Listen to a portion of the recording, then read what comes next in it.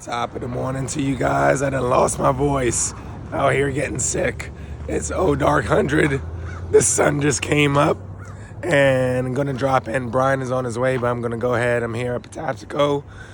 Gonna go to the left side and then drop in. I haven't ridden all week or really all year. What is going on? So I'm gonna go ahead and drop in. Got the bike ready. All I gotta do is throw on my shoes. It's a brisk 30 degrees out here. A wintry mix is coming up, but I haven't ridden all week, so I need to get something in. So we'll see how everything goes, and then we're gonna try and do as much as we can in about an hour and a half. Snow wintry mix is slated to get here around 9-10 o'clock, so we'll see what's up, but ready to go. All right, catch you guys. It's done. So we got out here, got rolling like at 7:30, just after 7:30. Came in at the parking spot up here at the top of 195 and took the left route. So Bryan was running a little bit behind. So I was like, all right, I'm gonna go left and then do that loop where you go down that fun alternate route to the left and then come up Soapstone. So when you do that and you get up to the top here, it's 1.3 miles. So I was like, all right, did that in like 10 minutes. And then that was a nice little warm-up loop, which is great. Then did it again and then got under 10 minutes. And now just kind of grinding because then you're loose. Your body's nice and warm. You already did the hill climb. So then I went one gear higher, got the blood flowing. And I even got up to, I think, like 180 peak for heart rate. So I was just pumping all the way up here. And no, it felt great. It felt great. Met up with B. We then went ahead and then hit up the rest of Soapstone, hit up Cardiac, went down Soapstone downhill, went back up Cardiac, went down, Vineyards. Then crossed over, did Ridge to Valley View, Captain John, and then made our way back. So Soapstone uphill all the way up. So in the end, almost 14 miles, almost 1,700 feet of elevation, and about 8 miles per hour. That can definitely go faster if I just push through, which I think was a really nice loop. So if you can do that in like an hour and a half, or even to just sit here on the top between this left side, get warmed up, doing the Soapstone downhill to Cardiac to that downhill, and just do loops, woo! You're gonna feel the pain. So I think I may actually put that in, because what that does, it adds in great elevation. One uphill is really smooth but long, so you can practice that cadence. And so this Soapstone uphill, the last half, what it does is that it starts out really nice with a good grade, then the grade kicks up. Then once you get to that last third, it kicks up again.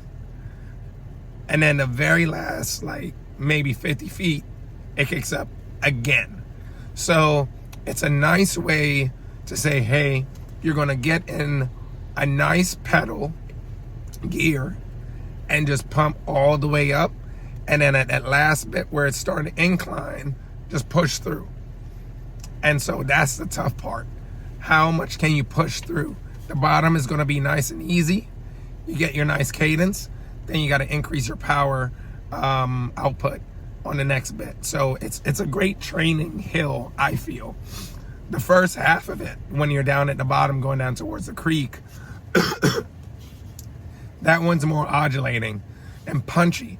Again, a nice training one because you can approach it in a harder gear, slower, and then punch, punch, punch. And what that helps you, when I was finding out on other training, is that gives you that burn on your legs, which you'll experience in a race. trying to pass somebody, trying to push it real quick, especially after you pass somebody. So a lot of this I can see where it's going to be good training to get that burn and your body used to that burn periods of times, kind of like interval, but you're not resting. So trying to come up with a system for that, so that way my body can get used to that. Cardiac is a bitch. So if you ever done cardiac, that one it's just a gravel / route climb. And that one, the grade is really high, then it levels out, or not truly levels out, it just comes down, the grade goes down, then it goes right back up.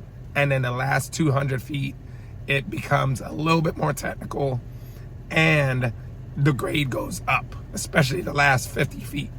So that one, trying to stay in the third gear, third to top gear. So, so gear 10, and I'm running a oval 32. So trying to pump that the whole way. So my goal is do that until I feel really good, and then step up to gear 9 and then see how I do from there on one attack. I cannot attack so far cardiac twice in a row on the same gear with the same effort. What I was able to do was gear 10 going up the first time, and then I went to 11. So the cadence increased, my power effort decreased, and I actually felt better at the top. So I would have been a little bit slower, and so I got to look at the data for that. But that's where I'm trying to compare what gear is better. Is it better for me to have burned a candle early by keeping in a harder gear, taxing the legs, or keeping the cadence going? So I got to find out what's good for me. And it may be the higher cadence, you're 1 mile per hour slower, but you don't have to recover at the top. And so that's where I'm going to try and focus on and doing these loops and then feel it out. So Mark, come on out with me, bruh. We can come out here and do some work for 1 hour, and then you will feel it. It's kind of like insanity. If you come out here, be like, Sean T, let's go, baby. Push. That crazy bastard. Insanity. If you ever did that shit, it was nuts. But anyway, I'm done. Bees out. It's raining. It's not going to snow, folks. It's too damn warm. So we just got sleet on the ground. And I got to spray the bike before I get into the house. So thank you. All right, guys. Catch you on the next one. Subscribe, like. Tell me if there's any particular trails around here or any tips or anything that you may have. That'll be awesome. And I'll catch you guys later. See ya.